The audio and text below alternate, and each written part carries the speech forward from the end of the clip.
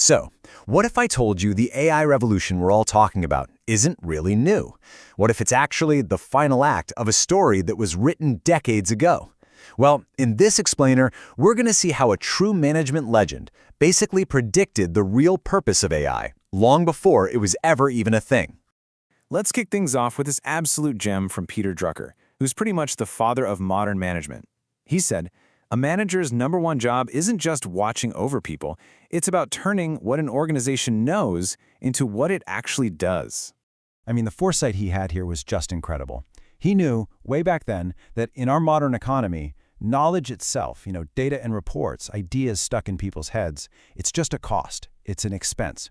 It only becomes truly valuable when you apply it to get real results. But you see, that insight created this huge, nagging problem that businesses have been wrestling with for decades. How do you actually connect the dots between knowing something and doing something with it?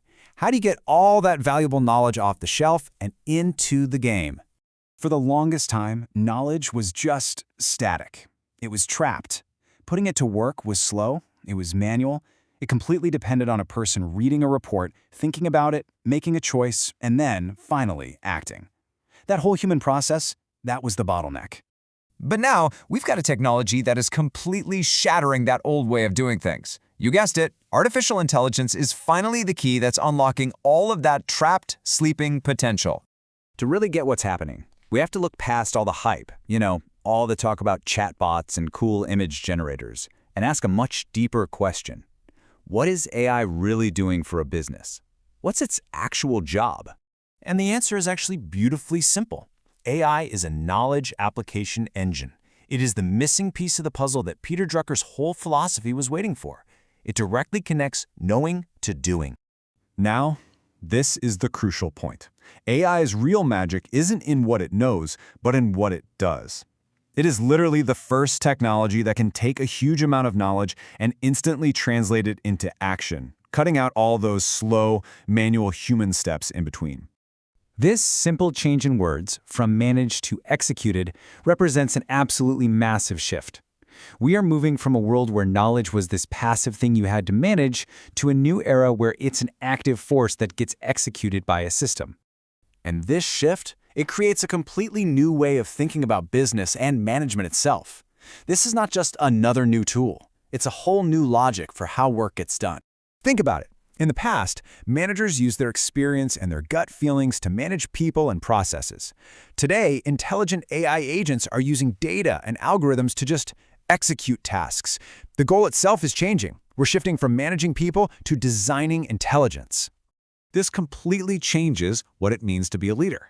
The manager's role gets elevated. You're no longer the person who has to analyze the spreadsheet. You're the person who designs the AI system that analyzes a million of them. Your job is to set the direction, ask the smart questions, and use your human judgment on the results. And what this creates is this powerful, self-improving loop we can call the knowledge action flywheel.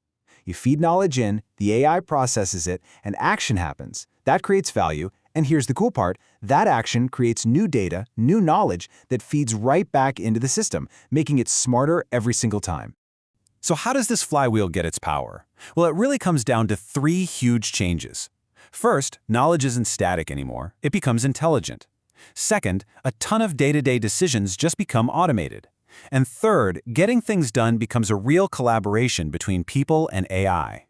So this is a genuine paradigm shift. We are officially leaving the era of knowledge management, and we are entering the age of intelligent management. The goal isn't just to organize information anymore, it's to design the automated systems that act on it. Okay, so if the entire operating system of business is changing, what does that mean for how we measure value? Right? The old ways of looking at it might not cut it anymore.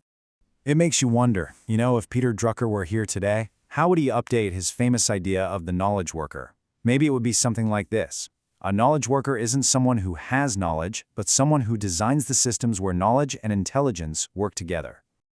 And that line of thinking leads us to a brand new formula for creating value. It's a formula where just having knowledge is only the price of entry. Real value is a multiplier of three critical things. And those things are application, intelligence, and speed. First, application. Is your knowledge actually being put to work? Second, intelligence. Is it being used well? And third, speed. Is it being used fast enough to actually make a difference? AI is the only thing that turbocharges all three of those at the same time. And this flips the whole script on competition for every leader out there.